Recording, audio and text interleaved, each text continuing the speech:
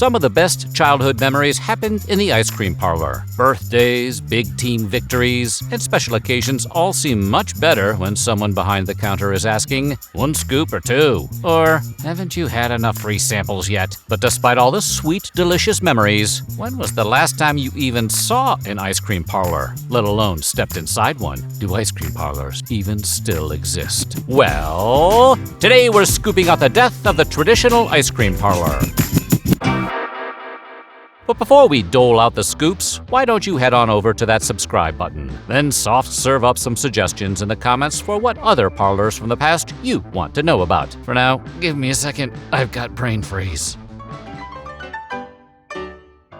By the 19th century, improvements in refrigeration technology allowed ice cream to be created and stored more easily, opening up the freezer doors for the common folk to access ice cream easily and affordably. Key innovations like ice cream sodas, sundaes, and milkshakes entered the scene, featuring in more and more locations for a fraction of what it cost 100 years prior. Many long-standing ice cream makers got their start around this time. Bassett's in Philadelphia opened their doors in 1892, or Fenton's Creamery, the alleged inventors of the Rocky Road flavor, started in Oakland in 1894. Both establishments are still slinging scoops to this day. As the 20th century loomed and ice cream became more popular and more attainable, several more historic ice cream pioneers opened their doors, including Gulrich's Pharmacy in 1897, Zaharakos in 1900, and Aglamesis Brothers in 1908, many of which started as family businesses. At that time, you couldn't choose from over 31 flavors, but the basics were there, including chocolate, vanilla, strawberry, and coffee, and now plenty of places to get them. A red-letter day in ice cream history came in 1945, when a fellow by the name of Irv Robbins opened Snowbird Ice Cream in Glendale, California. His sister, Shirley, was married to Bert Baskin, who opened his own ice cream shop later that same year. The two operated their separate ice cream shops until 1953, when they merged their stores, perhaps sensing that their names belonged together on a sign. They called their new venture Baskin-Robbins, the guys with all the flavors. Ice cream parlors enjoyed a slight boom throughout the 20th century, thanks to a few social and historical occurrences. For instance, after the onset of Prohibition in 1920, when many bars and saloons were forced to close down. Since they already had the equipment, many converted into soda fountains, because they already had all the necessary equipment. Long-running breweries like Yuengling and Anheuser-Busch pivoted to ice cream production in order to pay the bills. This shift not only helped many stay in business during the brunt of the Depression, but it increased ice cream consumption in America by 55% between 1916 and 1925. However, when World War II boiled over, sugar shortages threatened the very lifeblood of the ice cream parlor. However, what seemed to be a time of foregoing turned into a period of indulgence by 1946 when, according to the USDA, the U.S. was producing around 22 pounds of ice cream for each person. Entrepreneurs like Alice Handel saw opportunity and capitalized on this demand by founding Handel's Ice Cream in 1945 in Youngstown, Ohio. Alice used fresh fruit from her backyard to make the first batches at her husband's gas station, adding yet another ice cream challenger into the frosty fray. In the wake of the post-war period, ice cream parlors began to spread like wildfire, a very chilly wildfire. When Irv Robbins and Bert Baskin merged their shops into a single business in 1948, they got to work developing new flavors to compete with the ever-growing world of ice cream exclusive shops. By 1953, they had officially branded themselves as Baskin-Robbins and introduced the 31 flavors concept, the idea being that you could try a different flavor every day of the month without repeating any. That number can still be seen hidden in their branding to this day. But Baskin-Robbins weren't the only game in town. They had to compete with emerging parlors like Friendly's and their nickel cone offerings, and the frozen royalty of Dairy Queen, which introduced the world to soft serve in 1938 and expanded rapidly after 1940. By 1955, Her Majesty boasted over 2,600 stores through franchising. Mid-century Americans simply could not get their hands on enough ice cream.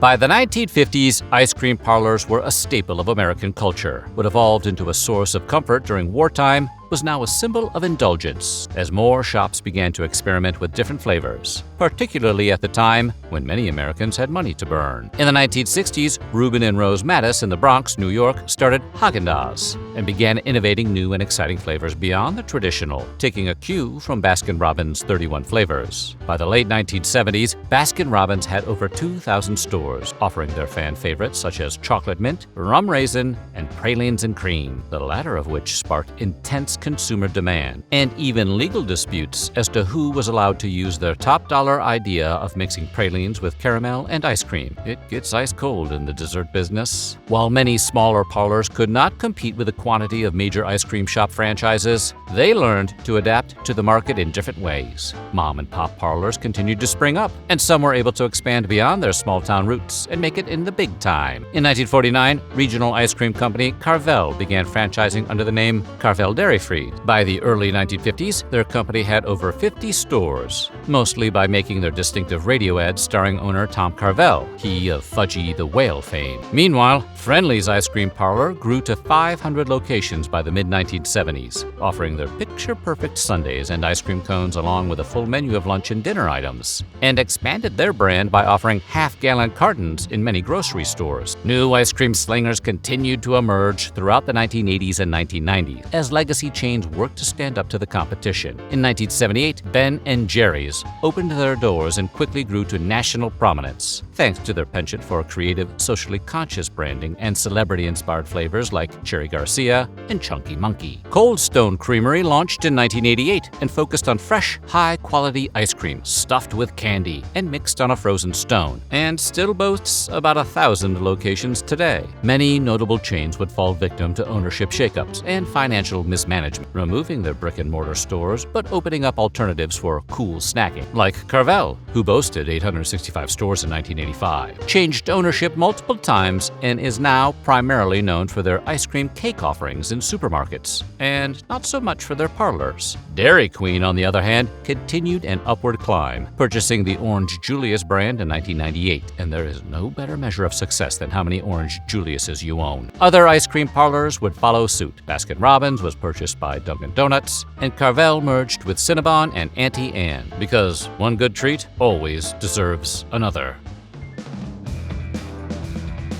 With so many ice cream parlors bringing all sorts of happiness to folks around the world, it's a wonder how anyone could have a problem with them. Well, believe it or not, people did. Back at the turn of the 20th century, ice cream parlors were fairly new and, as a result, were misunderstood by much of the world. Many viewed ice cream as a foreign import and immediately distrusted it. Eventually, the fear was twisted in a way that parlors became known as dens of corruption, where prostitution was rampant and degenerates were a dime a dozen. The bottom line was, if you ever found yourself at an ice cream parlor, some bad stuff was about to go down, like a Waffle House that sells nothing but dessert. Chicago was at the center of this immoral ice cream epidemic, with the city passing a curfew law and forbidding parlors from setting up curtains, screens, or anything that could shield just what the heck might be going on in there. There was even an 1895 Senate testimony about how parlors were nothing more than dens of sin. But as the years went by and all the evils were set aside, the world realized just how much they stood to benefit from ice cream parlors and embraced the concept fully. These claims weren't just outlandish, they completely missed the very real concern that ice cream is pretty bad for your health. Despite the world's appreciation for the treat, the mix of dairy, sugar, and other fatty flavors have some folks swearing off the stuff for good, or switching to less caloric options like frozen yogurts or gelato. Ice cream consumption and parlor popularity hit its peak around the 1940s, but since then, per capita consumption started to dip steadily around the 1980s and into the 21st century. A sugary, fatty indulgence seemed at odds with how most consumers were trying to live their lives, and there just didn't seem to be a whole lot of room for ice cream parlors in that mix. In fact, ice cream consumption has dropped by about 6 pounds per person annually since 1986. As ice cream interest dwindled, so did the amount of franchises and local parlors. Major chains like Baskin-Robbins saw themselves merging with a larger brand, eventually being relegated to the sidelines as Dunkin' prioritized its own business. By 2013, Baskin-Robbins had only a few dedicated parlors. The same fate befell other major brands, whose corporate owners decided the product was more important than the location. At the same time, competition from other, healthier frozen treats like frozen yogurt, fruit bars, or iced smoothies taking precedence caused many parlors like Cold Stone and Carvel to shutter most of their stores, leaving few open for business and, in the cases of parlor powerhouses like Baskin-Robbins, smaller advertising budgets for their dwindling stores. The rise of ice cream trucks throughout the end of the 20th century meant even more competition for owners of shops with lights to keep on. This led many to shift away from the retail landscape and provide their offerings wholesale, leaving very few tangible ice cream parlors available for a quick cone. During the COVID-19 pandemic and lockdown in 2020, retail operations, including ice cream parlors, were hit hard. But ice cream sales actually saw a slight increase by 3.5% that year and nearly 11% in 2021, while overall parlor sales grew by 4.4% from 2019 to 2021. After all, ice cream is a comfort food. The pandemic did slow the roll of many attempted store expansions across the vast ice cream landscape, but trends like these could mean that the parlor biz isn't ice just yet.